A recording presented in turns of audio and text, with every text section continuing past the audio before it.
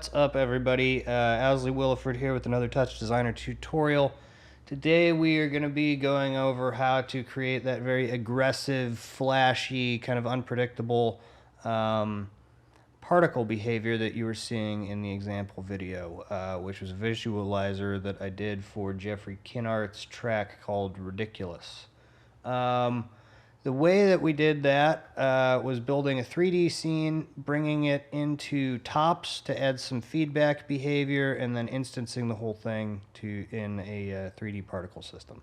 So let's get started. So what we're going to do is just build a smaller version of that, because that was a big file and it didn't run anything close to real time. So I want to do something that can. So we're just going to build a little 3D scene using this mesh right here, this head model that I use for all kinds of stuff, and then just a sphere sop. Cool. Now our sphere sop is going to be creating a bunch of particles, so let's go ahead and just bump this up to something a bit higher. We'll probably go higher in a bit, but just for now we'll do that. We'll add 200 on rows and columns. I want to go ahead and add a transform SOP to both of these because we're probably going to be moving them around or scaling them at some point, so good to just have that in there. And then I'm going to put both of these into a merge SOP because when we instance this, I want to do it together. Or rather, when I bring it into chops and then tops, I also want to do it together. So the whole thing, I need these to behave as one unit. I don't really need them to do their thing separately. So you could do it that way, but you'd have a much larger network, and for our purposes, it's not really necessary. So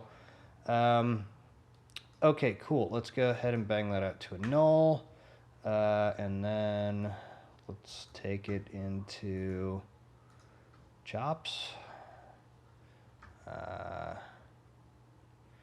We may use normal, so I'm going to turn it on just so we have it. And then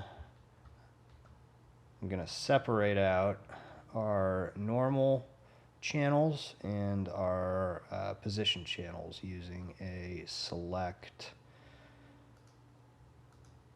And I'm going to need two of them. So for the top one, I'm just going to add T for my, if we zoom in here, you can see it auto names my channels TX, TY, TZ, and then the normal channels NX, NY, and NZ. So I'm going to do T star for select one, and when I click out of that, I'll just have my T channels. N star for my normal channels down here, and now I have them separated out. So I'm going to add nulls to both of these, and then bring it into tops so we can start adding the feedback. The hell was I doing? Oh, null, right. Okay. All right, so we don't need normals just yet, so I'm just going to start with my position, my position coordinates here. So we're going to drag that out, go over to tops, and go to chop to, and then from chop to, from chop to, we need to make some adjustments. So we have 3 channels, so I'm going to go RGB 1, 2, 3. A lot of instructors in Touchdesigner say this, but good habit to not necessarily be attached to RG and B as colors. They're just 3 points of data. In this case, we're using it for positional information. But it really opens up the world in Touchdesigner when you can start to see all forms of information just as information that can be used across different operators and for different purposes. All right, so we need to change that to fit square. And click the little corner here to make the window fit, and then let's send that to a null, and then let's set up the instancing first so we can kind of watch what's happening. All right, so this is a neat trick that I learned embarrassingly recently. for instancing. So I had been trying to figure out how to get these tiny, tiny, tiny little particles that I was seeing other, particularly GLSL specialists with Touchdesigner use. It's these very fine particle systems. Alex Guevara's one, Leo Van's another one, and Leo's even very open and communicates like what he does. And he sent me tutorials, and of course I, just haven't watched them. That's not true. I did watch the GLSL one. Anyway, very fine particles, and I was trying to do it with rectangles and putting circular alpha maps on them to make them even smaller, and it didn't quite do it. So anyway, I finally found out what the trick is, and this is it. All right, so we need an add SOP, and then it needs to connect to a convert SOP. And then we connect that to the geo. All right, so nothing there yet. A couple things we need to do. So in the add SOP, we need to turn on this add points. I think we can leave everything else alone. And then in convert, we need to change convert to polygon to convert to particles per point. All right, let's finish our render network. Camera, light. Actually, we don't need a light. We don't need a light. I'll show you why in a second. Let's get render top, and then send that out to an RGB key, and then we'll just make that our background. All right, in our geo, let's turn on instancing. And we're going to drag this null to our translate. And then select our G and B. Okay, cool. Can't see anything. Lovely. All right, so here's why we don't need a light, because we need to add a material, but we're just going to use a constant. So this is how to get the really fine particle look. Is this the add convert SOPs, and then use a constant material, so that the brightness of this is not dependent on position or lighting. And then, of course, if you really want it to look sharp, use, higher resolution. And these particles will go as fine as your display will allow. All right, cool. So that's our starting point right there. Now, I think we're going to want our camera in a little closer for this. We can either scale everything up or move the camera in. I'll move the camera in for now. Let's leave it there. I'm going to scale the head up a little bit, and then I'm going to move it down. Yeah. All right, and then let's increase our number of particles in the sphere significantly. I'm going to go 2,000, and then probably also 2,000. And that may totally obscure the head in the middle for now. Not totally. All right, cool. So, I guess some kind of interesting more M-O-I-R-E, however the hell you pronounce that. These effects with lines crossing. So that's kind of pretty, but it doesn't move or anything, so not that exciting, I guess, ultimately. All right, so let's get into the actual technique, because this is none of this is really new except for the particles I'm using for instancing. The technique to get that flashiness is it happens here in our top section here.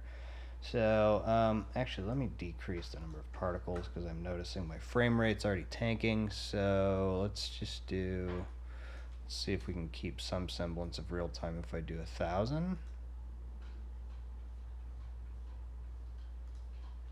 By 1,000? Come on, get me over 30. All right, we're over. We're right at 30. All right, 500. Ah, the joys of real time.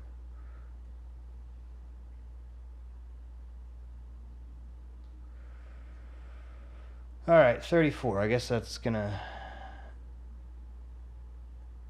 have to work. Let me turn off all my viewers, see if that buys me any. Oh, of course, it bought me all the way up to 60. Turn your viewers off, people. Turn your viewers off. Optimize your networks. All right. So I'm back in my top section here, and I'm adding a composite to finish my feedback loop.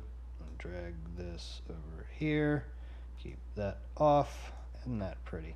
Let's drag our composite onto our feedback, and cool.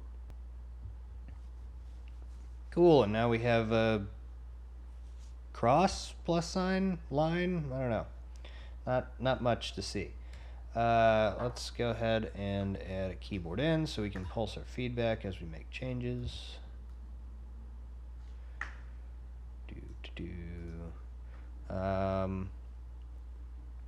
I make this disclaimer to all my Patreon people, but if you're stumbling on this on YouTube after it's been out for a while, most of my stuff is geared towards intermediate Touchdesigner users. So if I go fast and I'm just doing stuff with shortcuts or dragging things to places, it's sort of that's why. But if you're not familiar with what I did, I just I activated the viewer, and then I just grabbed this and dragged it onto the pulse of my feedback so that I can hit the one key and reset my feedback loop. Alright, so we input really whatever the hell we want in the feedback, depending on what we're going for. That's really to taste.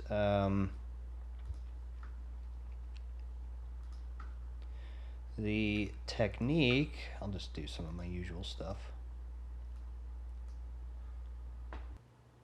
The technique is really what we do after we have our feedback set up. So let's go ahead and just throw in a blur maybe. Alright, so we have some interesting things happening. So we're in multiply in our composite right now, and as you can see, when we pulse the feedback, it disappears very quickly. Same with add. Now we can adjust that with a level. If I go to my post tab in my level top and bring down the opacity, it hangs out for longer before it just blows out in all directions. So one thing I noticed about the operation in the composite top is that it's indexed numerically just like everything else in Touchdesigner. So you can click on this. If you expand it, you can click on this and use these number sliders to just go through all the different blend modes. Some of which don't do anything, some of which are super cool, some of which, could be super cool if you played around with the level and got them to hang out longer than just, that. I'm clicking the keyboard here. That's why it's pulsing. But maybe you can see where I'm going with this. Since we have a numerical index, and it's kind of cool to watch them change between these wildly different behaviors, the technique is animating these blend modes to get, something like what we were looking at in the beginning. Now, I'm sure there's a way to do this where you find, maybe 3 to 5 of them that you really like and throw them into a DAT so that it's only switching between those rather than, going through the entire index up or down, or randomly if you use noise. But let's say you're using a sine wave or a ramp or something to animate through these. I think there's 45 or maybe 50. I counted at one time. to animate through these. It's going to go through all of them. There's not, I don't personally know how to filter them, but I'm sure the technique is out there. But for what I was doing, it goes through them really fast, so it doesn't matter as much if some of them are not great. But I found the ones that I liked, and I knew that they were all in the range of 11 or maybe even 10. No, it was 11 because 10 got boring real fast. So 11 up to, say,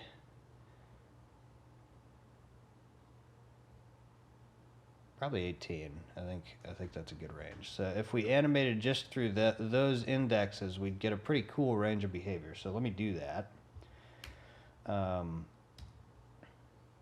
you can animate this any way you want, but let's just do we'll just do a sine wave. And we'll go ahead and use the usual polyhop timeline technique that I use. So we'll have a timeline chop. We're going to turn range end on. Take that to a math. Combine our channels using divide, so we get a normalized space in the timeline between 0 and 1. Take that to a lookup. And then we need one more pattern. We can use this one I already made here too. So we're going to take these two patterns. We need one of them to be a sine wave, which it is by default. We need one of them to be a cosine. There we go. Take these, put them in a merge. Put those in a, not that. Put these in the second input here, and then we have our nice looping functions.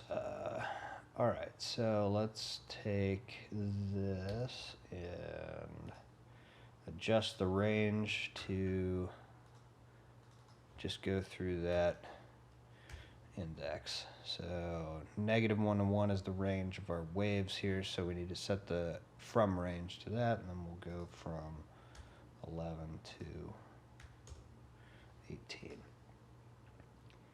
This might not be fast enough to look cool. I had it set to go through these every time there was a percussive hit in the music, and then had a little bit of a lag on the decay. So it would cycle back through these blend modes as the envelope of the kick, the boom, that taper off, and the sound was, tapering off. So anyway, let's see if this looks similar. So I'm going to drag channel 1 onto my composite top, and then I'm going to take it up into operand here and just drop it and click chop reference. Okay, so that's really not very exciting. You can barely see anything happening. A couple of these are super boring, so I'm going to increase the number of cycles in my pattern to 6, which means it'll loop through that entire range of 11 to 18 6 times in the span of our 600 frame timeline, which is much faster.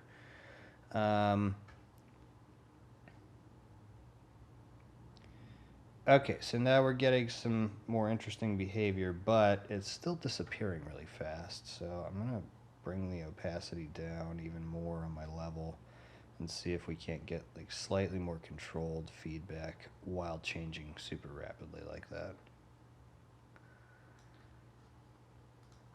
Let's also bring this displace weight down.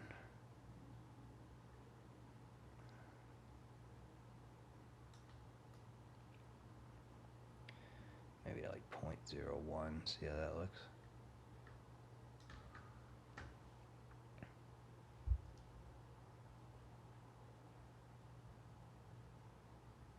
Alright, so now I'm pulsing the feedback with this, and it's starting to look a bit more like what I'm going for. So if we were to if we wanted to have the feedback be, the pulse there be automated as well, let's see, what's the best way to do that? I guess we could just drag this out to a math, and then maybe just go -1 to 1, make it 0 to 1. I guess we could add a trigger, although I'm not sure it's totally necessary. We do that and we drag our trigger chop onto our feedback, and so now we have automated feedback pulses as well. This is the kind of thing that I would set up for audio reactivity, so I'd have a kick or something pulsing the feedback. Alright, so let's just mess around with this a little bit. So the more particles you have, the more dynamic this looks. So let's just try bumping our particle count back up a bit. Turn all these viewers off.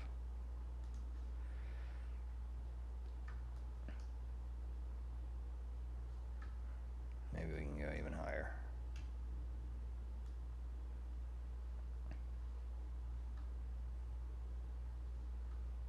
Alright, cool. Yeah, and if you want the, every time the feedback pulses, if you want to kind of have a different decay look, that would be, you can mess with that in your actual feedback loop. So you can play with the behavior to get it to, you know, do the things you want.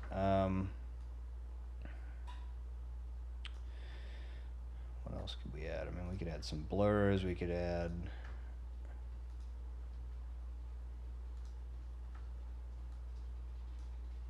I mean, the world becomes your oyster at this point. And then if you add some simple feedback post-render, then you get, you know, kind of some nice echoes of what was there.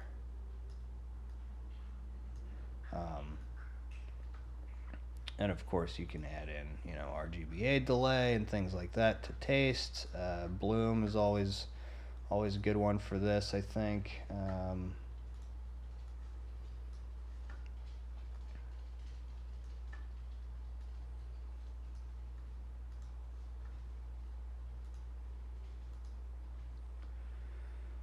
Let's do threshold down to 0, pull that intensity down a good bit, kill that.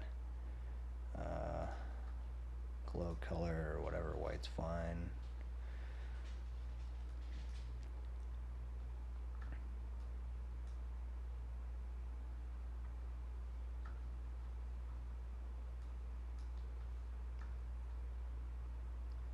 And then, yeah, why not?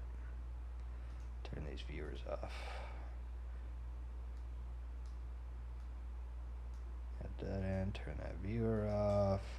And then I always like to click off real time when I'm using time-based effects, like RGBA delay, for instance, so I can see how it's really going to look when it renders, even though it's playing back slower than it would. So right now, way too much happening on the RGBA delay front, so I'm going to bring all my values down, or I guess technically up.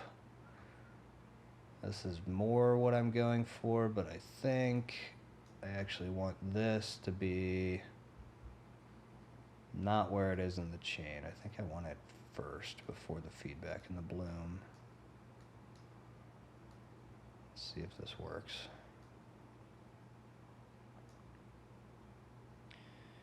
Yeah, okay, so that's a bit gentler, I guess, but I think I still want to bring down my wet dry value. Yeah.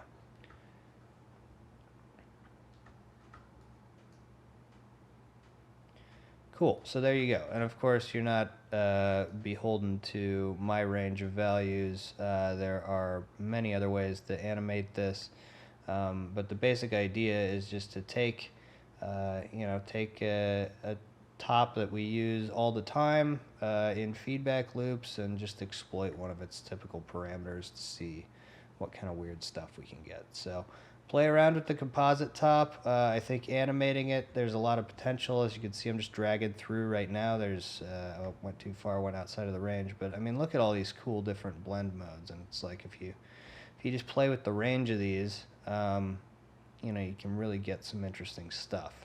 You get and like the more things you add into the 3D scene, the more relics of them you see, you know, in some of these scenes. Like that last one, I think on, what is 12? On Dodge, let me pulse that. Okay, so there's a weird artifact in there, but you can kind of see, like the head will come back, but it's projected onto a plane, or yeah, like that. So you get just these cool things that kind of happen, and we, you know, I think as Touchdesigner developers, we sort of see them in passing, but you know, maybe this will spark some creativity and give you some new things to try out in your own project. So anyway, that's the basic technique.